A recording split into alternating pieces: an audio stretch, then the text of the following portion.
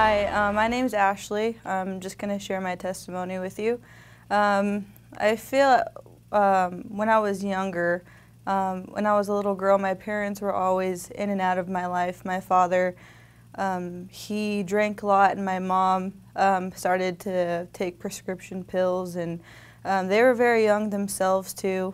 And I just felt that I always came second along with my sisters.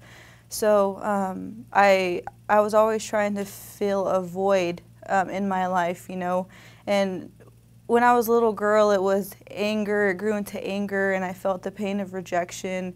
I felt the pain of not being wanted. And as I got older, when I was 11, 12, 13 years old, I started having sex, and I started doing drugs and drinking, and looking for that void in men, and I was really angry at the world, and I'd always ask why this would have to happen to me, and I was just a wild child. I didn't know how to handle everything that I felt, and as I got older, it was just a weight that was buried and buried and buried and buried, and I feel that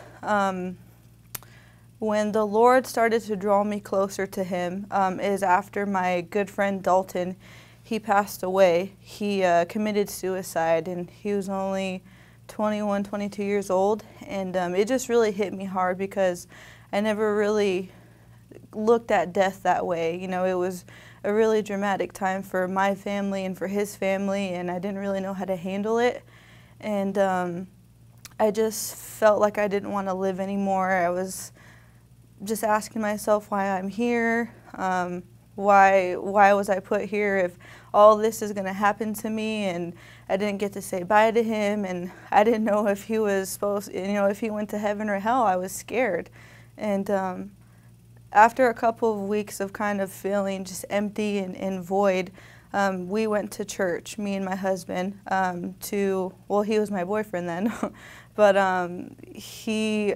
we got prayed over and everything, and I didn't really understand anything just quite yet. I knew there was a God, I just didn't know Him. I didn't know the truth about Him or anything. So a couple weeks went by, and we were going to church hungover, and we would try to go this Sunday and skip the next Sunday, and a couple of months go by, and I start to really hunger for God's Word and just really want to know Him more. And so this one Sunday, it was a sermon about the mustard seed of faith, and the church passed out these little mustard seeds just to see how small they were. And the point is we don't have to have a big watermelon size, you know, chunk of faith. It could be that small, and God will know our heart. And as I was holding it in my hand, I was thinking to myself, what am I doing with my life? I'm over here wasting my money on cigarettes and drugs and alcohol, and I come to church every Sunday and pretend like everything's okay, and I just felt that I had a greater calling in my life. So I started to go to church more, and I stopped drinking. You know, I was really trying to clean up, but I mean, I was trying to do it. I wasn't trying to let God do it. And so I was going more though, and I was understanding a little bit more and praying more. And on a Wednesday service, everyone was worshiping, and all the ladies were dancing, and I'd always look at them, you know, because before when we were worshiping, I would just sit there or stand, and I would look around and look at everyone crying and praising and had their hands lifted up and dancing, and I always said, I wish I could feel that one day, because they just looked so happy and peaceful. And my mother-in-law, she has the gift of knowledge, and God spoke to her, and He wanted to tell me something. And so she came over, and I didn't speak to her before or anything like that, and she asked me why I was scared. And I was just, I don't know. I just kind of shrugged my shoulders, and I put my head down. And she said, okay, I want you to close your eyes, and I want you to raise your hands.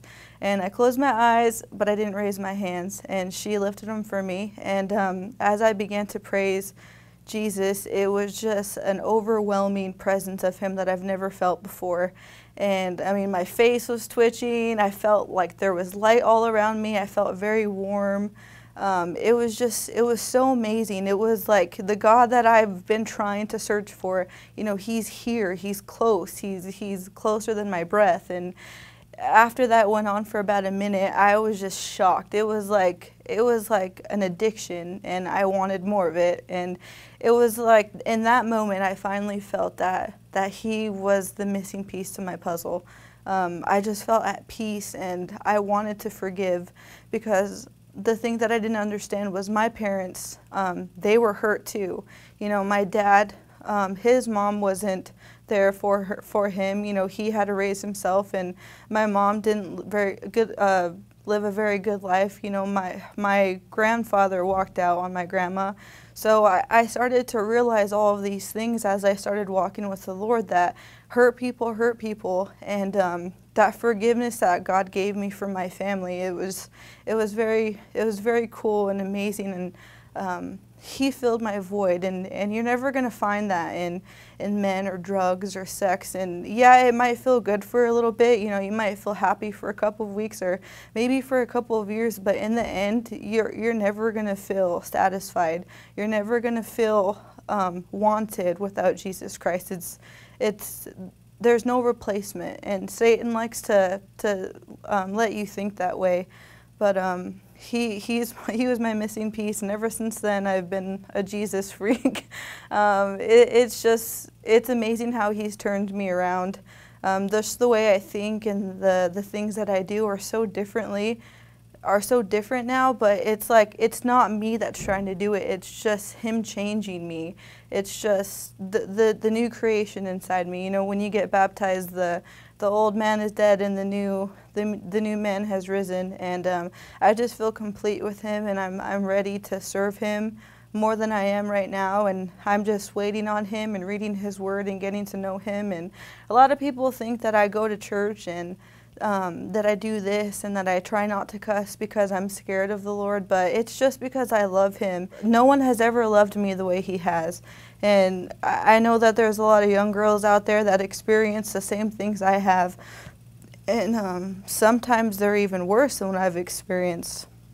And I'm just telling you, if you open your life to Jesus, if you open your heart to Jesus, he will transform you, and he will make you feel loved, he will make you feel wanted, and he will turn your life around. And you don't have to do anything, you just have to love him back, and that's it. And I really felt that someone needed to hear that today.